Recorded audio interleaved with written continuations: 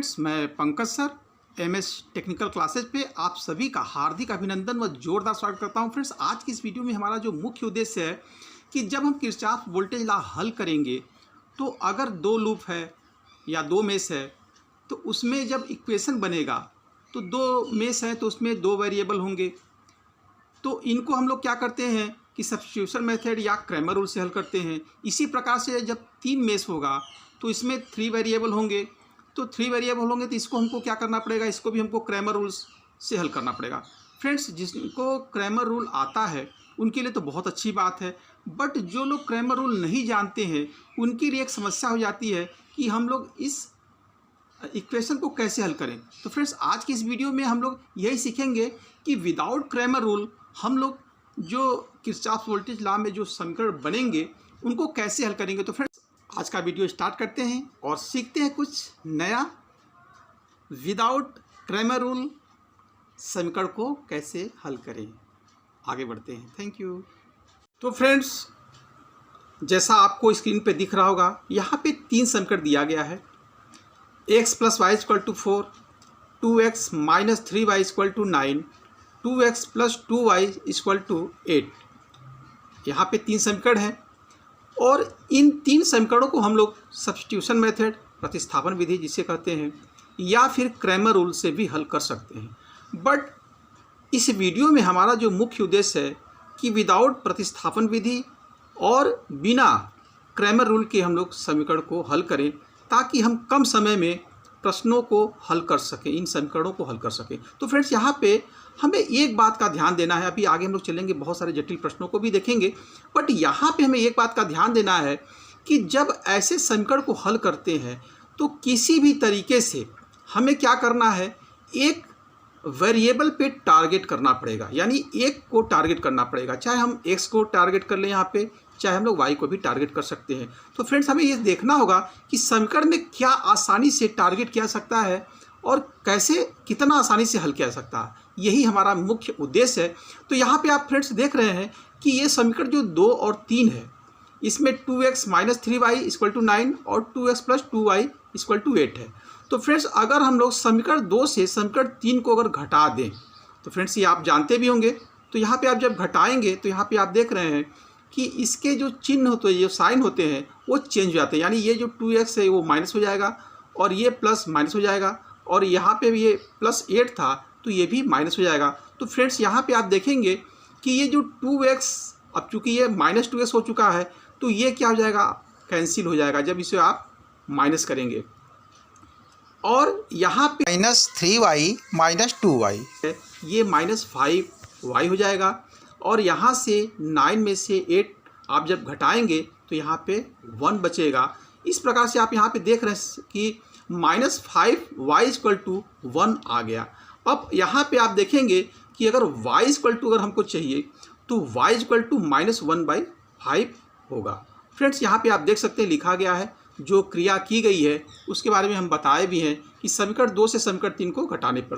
तो इस प्रकार से फ्रेंड्स आप देखिए कितनी आसानी से y का मान निकल गया। और आप जानते हैं कि जैसे ही एक वेरिएबल का मान निकलेगा हम लोग दूसरा वेरिएबल निकाल लेंगे। तो इस y का मान किसी भी समीकरण में, आप जिस समीकरण में चाहें उस समीकरण में मान रखकर x का भी मान निकाल लें। तो जैसे ही आप चाहें, जैसे मान लिया जाए यहाँ पे हमने क्या किया है कि y का मान समीकरण 1 में रख दिया गया। तो x क्या है, समीकरण 1 क्या है, x + y = 4। तो इसमें हम लोग मान जब रखेंगे तो यहाँ पे आप देख रहे हैं x का मान निकालना है, y का मान हम लोग प्राप्त कर चुके हैं।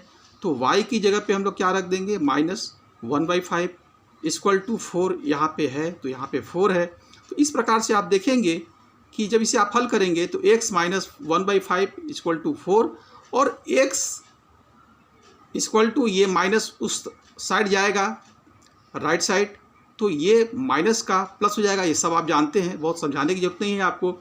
इस प्रकार से आप इसको हल करेंगे। x = 4 + 1/5 = 21/5 होगा। तो इस प्रकार से आपने देखा कि बहुत ही आसानी से y का भी मान प्राप्त हो गया, x का भी मान प्राप्त हो गया, क्योंकि यहाँ पे दो ही वेरिएबल थे, दोनों का मान हमें निकल चुका है। और फ्रेंड्स, एक चीज़ का और भी ध्यान देना है आपको कि अगर आप देखना चाहते हैं कि हमने जो मान निकाला है ये सही है कि नहीं है, तो किसी भी समीकरण में हम लोग इसका मान रख देंगे। अगर लेफ्ट और राइट साइड दोनों बराबर हो जाएंगे तो हम समझ जाएंगे कि ये प्रश्न हमने जो हल किया है इसका जो मान आया है वो सही है। तो फ्रेंड्स यहाँ पे हम लोग उत्तर की जांच भी कर सकते हैं। तो यहाँ पे उत्तर की जांच में समीकरण एक में समीकरण एक क्या है, x + y = 4 है। इसमें हम लोग क्या करते हैं, मान रख देते हैं। x का मान आप देखे हैं यहाँ पे 21/5 आया तो 21/5 रख देते हैं, प्लस y की जगह -1/5 रख देते हैं =4। तो इस प्रकार से आप हल करेंगे तो ये 21/5 - 1/5 जब इसे आप हल करेंगे तो ये हो जाएगा 20/5 = इसको जब आप कैंसिल करेंगे 5 4 जा 20 तो ये 4 और ये 4 बराबर हो जाएगा। इस प्रकार आप देख रहे हैं कि समीकरण ये संतुष्ट कर रहा है, यानी लेफ्ट साइड और राइट साइड बराबर है। तो फ्रेंड्स ये बहुत ही आसान तरीका है, आप हल कर सकते हैं विदाउट क्रैमर रूल या विदाउट सब्स्टिट्यूशन रूल। तो आगे चलते हैं और भी समीकरण लोग देखते हैं। तो फ्रेंड्स आज की वीडियो का दूसरा उदाहरण समझते हैं। यहाँ पे आपको दिख रहा होगा कि यहाँ पे 3 समीकरण है और 3 वेरिएबल भी है। तो ऐसे समीकरण के लिए हमको क्या करना पड़ेगा, क्रैमर रूल या और भी जो भी विधि आप जानते हो वो लगाना पड़ेगा। बट यहाँ पे हम लोग क्या करते हैं, कम समय में इसको हल करने के लिए हम लोग क्या करते हैं, जैसे पहला उदाहरण आपने देखा था, बस एक चीज़ का ध्यान देना है फ्रेंड्स कि अगर हम लोग किसी तरीके से इसको 2 वेरिएबल के रूप में इन तीनों समीकरणों को चेंज कर लें तो फ्रेंड्स हम पहले वाले एग्जाम्पल में जो विधि है उसी विधि से इसको भी हल कर सकते हैं, बहुत आसानी से बहुत कम समय में हल कर सकते हैं।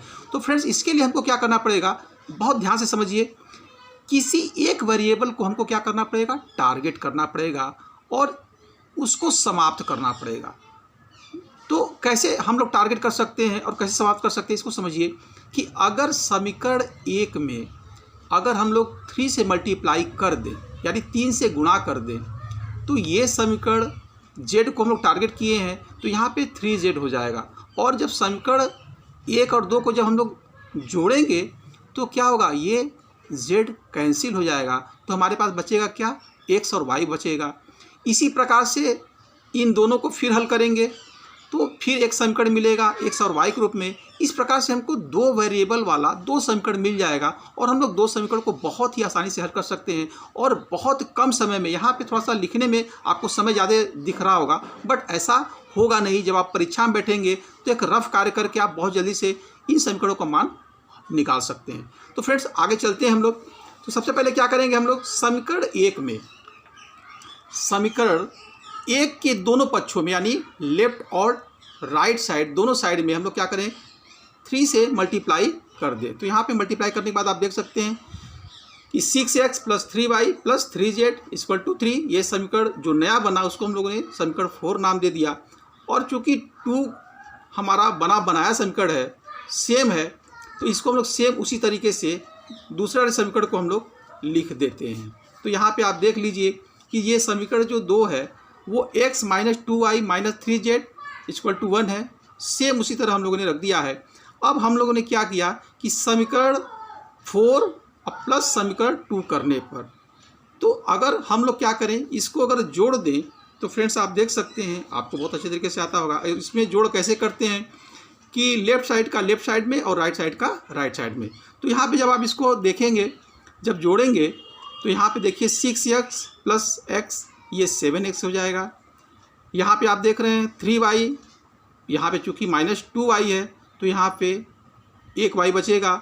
और चूँकि ये 3z और ये -3z है तो ये कैंसिल हो जाएगा और 3 + 1 ये 4 हो जाएगा। यही हम लोग चाह रहे थे। अब यहाँ पे आप देख लीजिए कि एक समीकरण हमको मिल चुका है x और y के रूप में, और इस समीकरण को हम लोग समीकरण 5 नाम दे देते हैं। एक मिल गया फ्रेंड्स। अब दूसरा समीकरण कैसे हल करेंगे इसको देखते हैं। समीकरण 1 व 2 को हल करके हमने 2 वेरिएबल का एक समीकरण प्राप्त कर लिया है। अब इसी प्रकार से अगर समीकरण 2 व 3 को हल करके 2 वेरिएबल का एक समीकरण और प्राप्त कर ले तो 2 वेरिएबल के लिए 2 समीकरण से हम लोग मान निकाल सकते हैं। ये पहले उदाहरण में हम लोग देख चुके हैं। तो यहाँ पे इसको भी हल करते हैं और टारगेट हमने क्या किया है, z को टारगेट किया है। तो यहाँ भी z को हम लोग टारगेट करेंगे समीकरण 2 व 3 में। फ्रेंड्स सबसे आसान तरीका है, जब कुछ भी न समझ में आए तो सीधी सी बात आप क्या करें, जिसको टारगेट किए हैं ये 4 का मल्टीप्लाई इसमें कर दीजिए इस समीकरण में, और इसका मल्टीप्लाई इसमें कर दीजिए, तो ये दोनों इक्वेशन, ये जो z है, z का जो पार्ट है, ये दोनों बराबर हो जाएगा और आसानी से ये कैंसिल हो जाएगा। तो फ्रेंड्स यही काम हम लोग यहाँ पे करते हैं। बहुत ही आसान तरीका है, थोड़ा समझना पड़ेगा बस, और कुछ है भी नहीं इसमें, बहुत कुछ नहीं है। तो हम लोगों ने क्या किया कि समीकरण 2 में 4 से और समीकरण 3 में 3 से गुणा करने पर, तो फ्रेंड्स यहाँ पे आप कर सकते हैं। ये जब आप गुणा करेंगे तो यहाँ पे 4x minus 8y minus 12z equal to 4, और ये समीकरण बन गया 6। इसी प्रकार से समीकरण 3 में जब 3 से गुणा करेंगे तो ये हो जाएगा 9x plus 6y plus 12z equal to 15, ये समीकरण बन गया 7। और जब इसको हम लोग 6 प्लस 7 यानी समीकरण 6 व 7 को जब हम लोग जोड़ते हैं तो ये प्राप्त हो जाएगा 13x minus 2y equal to 19। ये बहुत ही आसान तरीका, आप समझ सकते हैं, बहुत मुश्किल नहीं है, बहुत ही आसान है। इस प्रकार से आप देख रहे हैं कि हमको 2 वेरिएबल का 2 समीकरण प्राप्त हो चुका है, एक समीकरण 5 और एक समीकरण 8। अब यदि हम लोग समीकरण 5 और समीकरण 8 को हल कर लें, जैसा हमने पहले विधि में हल किया था, पहले उदाहरण में, तो ये x और y का मान निकल जाएगा, और x y का मान निकलेगा तो z का भी मान निकल जाएगा। ये आप अच्छी तरीके से जानते हैं। तो फ्रेंड्स आगे देखते हैं। ऐसे आपने देखा कि हमें 2 वेरिएबल का 2 समीकरण प्राप्त हो चुका है, एक समीकरण 5 और एक समीकरण 8। फ्रेंड्स यहाँ पे आप देख लीजिए, चूँकि अब यहाँ पे एक वेरिएबल को टारगेट करना है, चूँकि एक वेरिएबल हमको चाहिए, तो यहाँ पे मान लिया जाए अगर आप y को टारगेट करते हैं तो यहाँ पे आप देख लीजिए कि 7x plus Y equal to 4 है, और यहाँ पे 13x minus 2y equal to 19 है। तो फ्रेंड्स अगर यहाँ पे भी अगर हम लोग 2 कर दें, यानी यहाँ पे भी अगर 2y कर दें और इसको जोड़ दें, तो ये एक वेरिएबल समाप्त हो जाएगा। तो फ्रेंड्स हम लोग क्या करते हैं कि समीकरण 5 में 2 से गुणा करते हैं। तो जब हम लोग समीकरण 5 को 2 से गुणा करेंगे तो ये हो जाएगा 14x plus 2y equal to 8, और ये समीकरण 9 बन गया। समीकरण 5 ही 9 हो गया। अब हम लोग 8 और 9 को अगर हल कर दें, यानी समीकरण 8 और 9 को अगर हम लोग क्या कर दें, जोड़ दें, तो एक हमको क्या होगा, समीकरण प्राप्त हो जाएगा 13। ये आप जोड़ेंगे तो ये हो जाएगा 27x, और इसको जोड़ेंगे तो ये हो जाएगा 27। फ्रेंड्स इस प्रकार से आप देखेंगे कि 27x इक्वल टू 27 है, और जब इसको आप हल करेंगे तो x equal to 27/27 equal to 1 आ जाएगा। इस प्रकार से आप देख रहे हैं कि x का मान बहुत ही आसानी से प्राप्त हो चुका है। अब इस x का मान आप किसी भी समीकरण में, यानी जो 2 वेरिएबल वाला है, उस समीकरण में अगर मान रखेंगे तो y का मान प्राप्त हो जाएगा। तो हम लोग क्या करते हैं कि समीकरण 10 से समीकरण, ये जो आपने इसका जो मान निकाला इसको हम लोग समीकरण 10 कह रहे हैं, तो इस समीकरण 10 से x का मान समीकरण 5 में रखने पर इस प्रकार से आप देख सकते हैं, ये x का मान 1 है, तो यहाँ पे आप मान रखेंगे तो 7 × 1 प्लस y इक्वल टू 4। इस प्रकार से आप जब देखेंगे, इसको हल करेंगे तो ये हो जाएगा y इक्वल टू 4 माइनस 7, और ये y इक्वल टू -3 आ जाएगा। तो ये समीकरण 11 है। यहाँ से आप x y का मान किसी भी समीकरण में रख दीजिए, चाहे आप 1 में रख दीजिए, चाहे 2 में रख दीजिए, चाहे 3 में रख दीजिए, तो z का मान प्राप्त हो जाएगा। तो हम लोग समीकरण 1 में इसका मान रखते हैं x और y का। तो इस प्रकार से आप देखेंगे कि जब हम लोग मान रखेंगे तो इसको जब समीकरण 1 में हम लोग मान रखते हैं तो समीकरण 1 आप देख रहे हैं, समीकरण 1 कहाँ पे है, ये 2x plus Y plus Z equal to 1 है, इसी में हम लोग मान रखते हैं। तो इसको जब हल करेंगे आप तो 2 × 1 प्लस y का मान -3 है प्लस z इक्वल टू 1, इसको जब आप हल करेंगे तो ये z बराबर 2 आ जाएगा। फ्रेंड्स इस प्रकार से आपने देखा कि बहुत ही आसानी से हमने तीनों वेरिएबल का मान निकाल लिया। अगर आप इसे क्रैमर रूल से हल करते तो आपको मैट्रिक्स की जानकारी ज़रूरी थी और उसे हल करने में काफ़ी समय लगता, बट यहाँ पे फ्रेंड्स आपको केवल एक टारगेट करना है। सबसे पहले अगर 3 वेरिएबल है तो 1 को टारगेट करिए, जब 2 वेरिएबल मिले तो 1 को टारगेट करिए। इस प्रकार से आप 1 का मान निकला तो धीरे धीरे सभी के मान निकल गए। तो फ्रेंड्स आगे चलते हैं इस वीडियो का मुख्य उद्देश्य और सीधे चलते हैं अपने जो आज का जो मेन टॉपिक है, मेन जो उद्देश्य है उस पर चलते हैं। तो आगे देखते हैं कि जब किरचॉफ वोल्टेज लॉ आएगा और उसमें वेरिएबल आएंगे तो कैसे हम लोग हल करेंगे। फ्रेंड्स आज की वीडियो का ये लास्ट एग्जाम्पल आप देख रहे हैं कि एक जटिल नेटवर्क यहाँ पे दिया हुआ है। यहाँ पे दो वोल्टेज सोर्स V1 V2 लगे हुए हैं, रजिस्टर जुड़े हुए हैं R1 R2 R3 R4 R5। ये मेश 1 है, ये मेश 2 है, मेश 3 है। इसमें current I1 current I2 current I3 flow हो रही है और इन करंटों का मान हमें निकालना होता है। तो यहाँ पे 3 वेरिएबल है फ्रेंड्स, इसीलिए हमने आपको 3 वेरिएबल के समीकरण हल कराए। तो मेरा मुख्य उद्देश्य यही था। अब यहाँ पे आप देख लीजिए, सपोज करिए, अभी हम लोग इस पर चर्चा नहीं करेंगे कि समीकरण कैसे बना, ये हम लोग नेक्स्ट वीडियो में चर्चा करेंगे। फिलहाल यहाँ पे मान लिया जाए कि यहाँ पे एक समीकरण 2I1 minus I2 equal to 5 समीकरण 1, minus 2I1 plus 6I2 minus I3 समीकरण 2 और minus I2 plus 2I3 equal to minus 6 समीकरण 3। इस प्रकार से 1 2 3 समीकरण प्राप्त हुए हैं इस जटिल नेटवर्क के द्वारा। अब इसको हमको हल करना है, यानी समीकरण से I1 I2 और I3 का मान ज्ञात करना है। यहाँ पे 3 वेरिएबल दिख रहे हैं आपको। फ्रेंड्स इसको हल करने के बहुत सारे तरीके हैं, फिलहाल हम लोग सरल तरीके पे चलते हैं। सबसे पहले आप देख रहे हैं कि समीकरण 1 व 2 में ये दोनों समान दिख रहे हैं, तो इसी को टारगेट कर लेते हैं हम लोग। यहाँ पे आप देख रहे हैं 2I1, यहाँ पे माइनस 2I1 है। तो अगर इन दोनों को जोड़ दें तो यहाँ से हमारा I1 समाप्त हो जाएगा फ्रेंड्स। तो चलते हैं देखते हैं।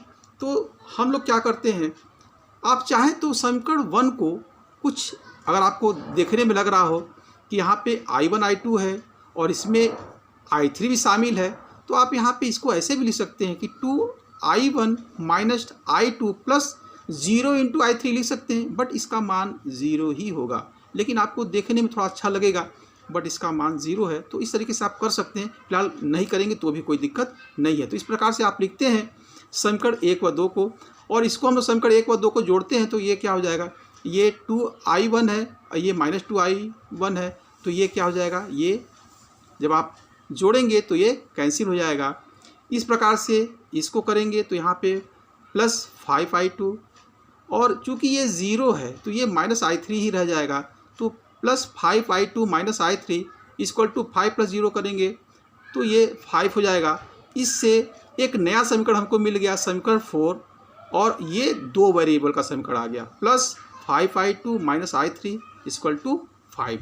इस प्रकार से आप देख रहे हैं कि हमें एक नया समीकरण 4 प्राप्त हो गया, जो plus 5I2 minus I3 equal to 5, और एक समीकरण ऑलरेडी बना हुआ है हमारे पास 2 वेरिएबल वाला, minus I2 plus 2I3 equal to minus 6।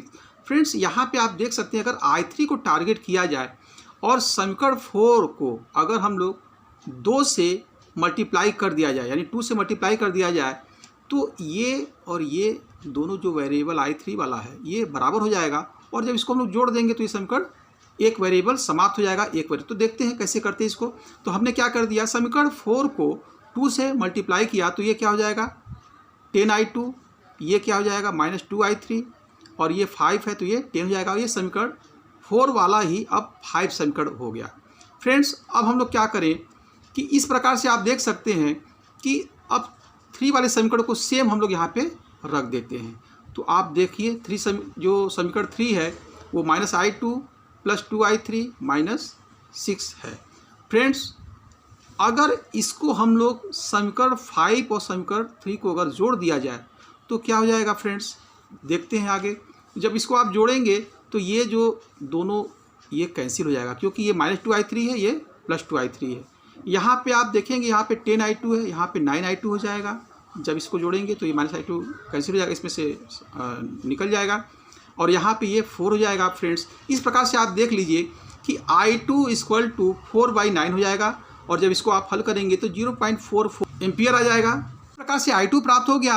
अब हम लोग इस I2 का मान समीकरण 1 में रख दें तो आप देख लीजिए समीकरण 1 क्या है, 2I1 minus I2 equal to 5 है। इसी समीकरण में हम लोग I2 का मान रख देते हैं। तो यहाँ पे जब I2 का मान रखेंगे तो 2I1 माइनस 4/9 है इक्वल टू 5 है, और इसको आप जब हल करेंगे तो आप देख सकते हैं ये हल किया हुआ है। आप आराम से स्क्रीनशॉट लेके भी देख सकते हैं। इस प्रकार जब इसको आप हल करेंगे तो I1 का मान 2.72 यानी I1 का मान 2.72 एम्पियर प्राप्त हो चुका है। इस प्रकार से फ्रेंड्स आप देख रहे हैं कि I1 I2 भी दोनों प्राप्त हो गया। अब इस I1 I2 को आप समीकरण 2 में अगर रख दें तो I3 का मान ज्ञात हो जाएगा, या आप समीकरण 1 या 3 में I2 का मान रख देंगे तब भी I3 प्राप्त हो जाएगा। तो आसान हमें यही होगा कि हम लोग 1 या 3 में इसका मान रख के I3 भी प्राप्त कर ले। तो देखते हैं आगे। I2 का मान अगर हम लोग समीकरण 3 में रख दें तो I3 का मान निकल जाएगा। तो फ्रेंड्स यहाँ पे देख रहे हैं आप कि समीकरण 3 minus I2 plus 2I3 equal to -6 है। I2 का मान हम लोग निकाल चुके हैं 4/9, तो I2 की जगह हम लोग 4/9 रखते हैं। तो -4/9 plus 2I3 equal to -6। 2I3 जब इसको हम लोग राइट साइड ले जाएंगे तो ये चिन्ह पॉजिटिव हो जाएगा। तो -6 प्लस 4/9, यहाँ पे आप देख लीजिए इसको जब हल करेंगे तो -54 प्लस 4/9, और जब इसको हल करेंगे तो -50/9। इस प्रकार से यहाँ पे आप देखिए 2I3 इक्वल टू -50/9 हो जाएगा, और I3 जब ये 2 नीचे जाएगा तो ये I3 इक्वल टू -50/2 इंटू 9 यानी ये हो जाएगा -50/18, और जब इसको आप हल करेंगे तो -2.78 यानी I3 का मान 2.78 एम्पियर आ गया। तो ऐसे आपने देखा कि तीनों वेरिएबल का मान हम लोगों ने बहुत ही कम समय में और without Cramer rule, without matrix की जानकारी के हम लोगों ने निकाला। तो फ्रेंड्स ये विधि आपको बहुत ही उपयोगी होगी जब आप परीक्षा में प्रश्नों को हल करेंगे किरचॉफ वोल्टेज लॉ को, जिसमें 2 लूप या 3 मेश या 3 लूप होंगे। तो फ्रेंड्स आशा करता हूँ आप सभी को ये वीडियो बहुत पसंद आएगा। तो प्लीज़ मेरे वीडियो को लाइक करिएगा, शेयर करिएगा फ्रेंड्स, और नेक्स्ट वीडियो भी देखना मत भूलिएगा। किरचॉफ वोल्टेज लॉ को बहुत ही सरल तरीके से मैं हल कराऊंगा, और ऐसा वीडियो शायद आपने नहीं देखा होगा। तो धन्यवाद आपको वीडियो देखने के लिए। थैंक यू, शुक्रिया।